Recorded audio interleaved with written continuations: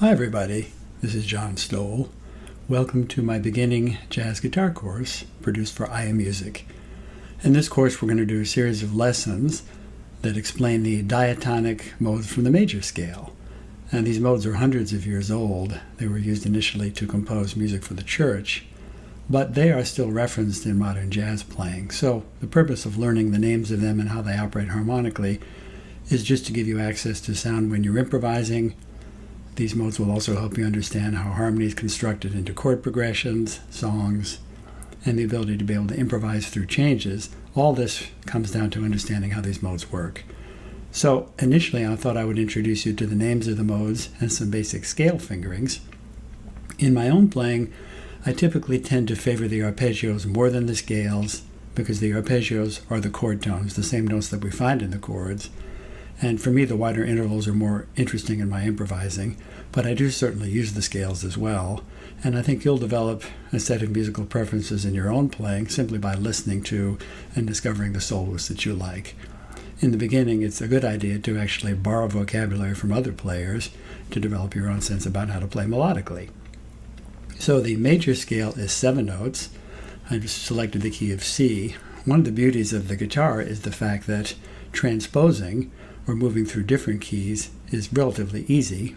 Once we have 5 positions mapped out, which I will go through with you, those 5 fingerings in 5 places on the neck work essentially in all 12 keys. We're simply moving to a new position on the neck, playing the same fingering.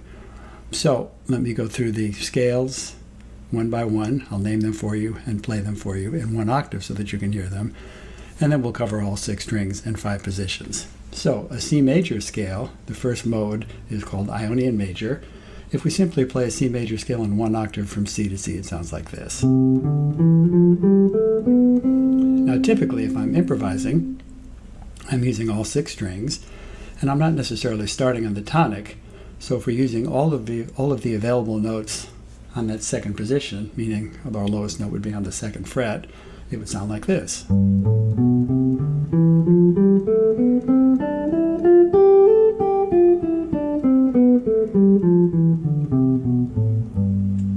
So my tonic is here and here. So these are the notes that we use to transpose this fingering to other keys, and we'll talk a little bit more about transposing later. If you hear that C major scale or C Ionian through 2 octaves, it sounds like this.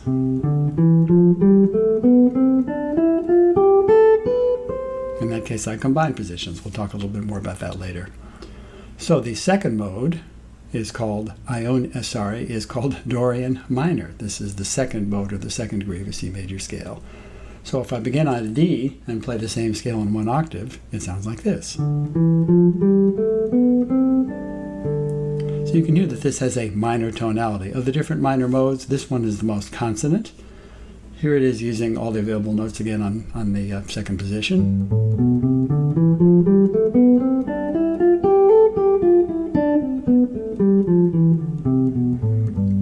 So that's the same fingering.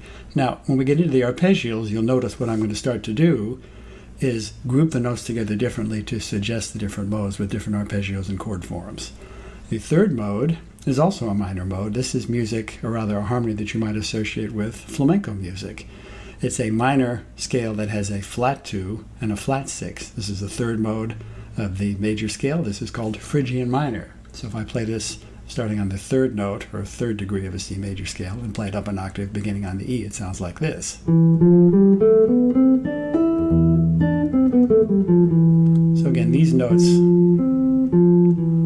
the sharp 5 or flat 6 and flat 2, you would probably perceive of as a tension if you weren't familiar with it. This is Phrygian minor. Again, flat 2, flat 6. The 4th degree of the C major scale is also a major mode, and the name of this is Lydian. If I play a C major scale up an octave beginning on an F, it sounds like this.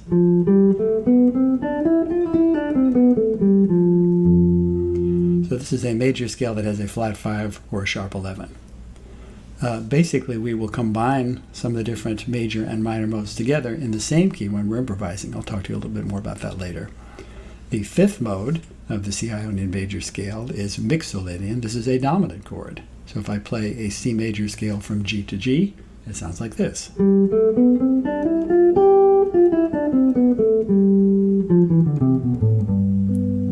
That is Mixolydian dominant. The next mode, the sixth mode, is also a minor tonality. This is Aeolian Minor. If I play a C major scale from A to A, it sounds like this.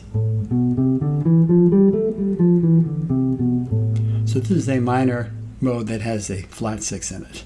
In the key of A minor, that would be the F. So the Dorian Minor has the least amount of tension, as I demonstrated the second mode.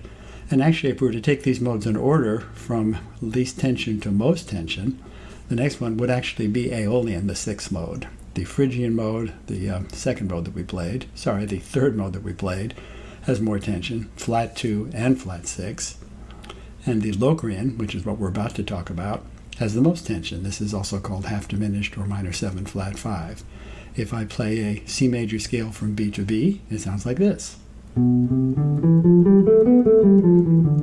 This is a minor scale with a 1. Flat 2, if I'm analyzing a C major scale relative to B as my tonic. Flat 3, 4, flat 5, flat 6, flat 7. This is also called a half diminished chord, or minor 7 flat 5. So again, just to summarize, the 7 modes of the C major diatonic scale are Ionian, key of C, that's the first degree of the scale. Dorian is the second degree, this is a minor mode. Phrygian is also a minor mode, that is the third degree. Lydian, that is the fourth degree, which is also a major mode. Mixolydian, that is the fifth mode, or dominant. Aeolian, which is also a minor mode, that's the sixth degree, or sixth mode. And the seventh mode is half diminished, or Locrian. So, essentially what I'm going to do is lay out scale fingerings for you in 5 positions. I played the first one for you in the second. Here's the same 7 notes, C, D, E, F, G, A, B. But now we're going to start, instead of starting on a G on the 3rd fret, I'm going to start on an A and play the scale beginning here.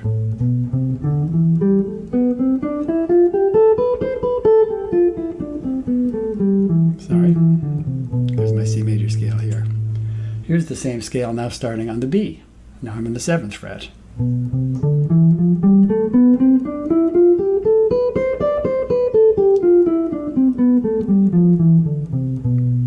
Here's the same scale starting on a D. Now I'm on the 10th fret.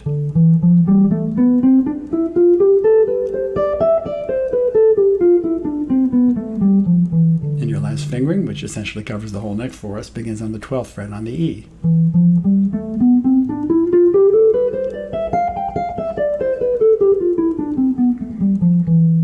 Now, a couple of suggestions for how you practice these.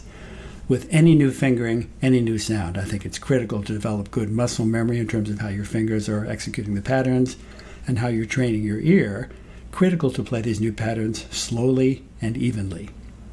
Essentially to give your fingers a chance to get comfortable with essentially what you're trying to accomplish on the neck, and you're training your ear at the same time. Assuming you're using a pick when you play, as I do, you also want to think about moving the pick in alternate directions, up and down, to develop that skill. When we're soloing, obviously the pick is moving in both directions. So you might practice these as an even 8th note. If you have a metronome either on your tablet, phone, or in my case an old-fashioned physical metronome, you might set a slow quarter note tempo. So I'm going to tap it out for you. Let's make that our quarter. And I'm going to play 8th notes. It's a good tempo to start.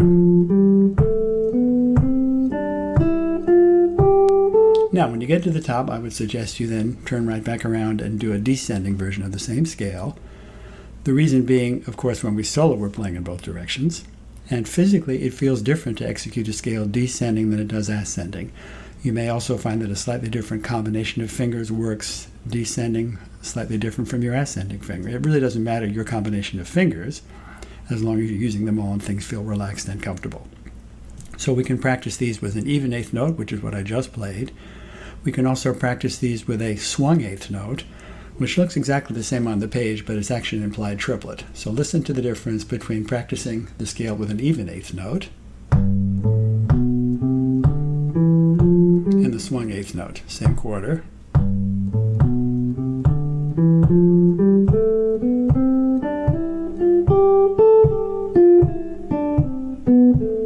So this is really an 8th note triplet. An eighth note triplet is essentially 3 eighth notes on one beat.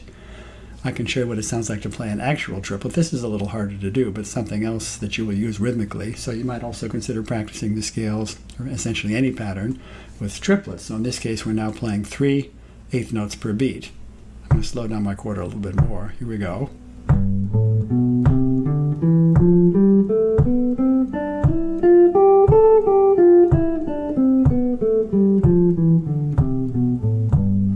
So practicing any scale, any arpeggio, essentially any pattern, again, to develop muscle memory, you want to practice with the metronome on slowly to play the fingerings correctly. Work on even eighth notes, the swung eighth note, or eighth note triplets. So this is our first lesson. What I would suggest you do in terms of homework, to familiarize yourself with these patterns, play them slowly and evenly up and down, and we will resume in the next lesson for some ideas about how to extend the harmony. See you soon.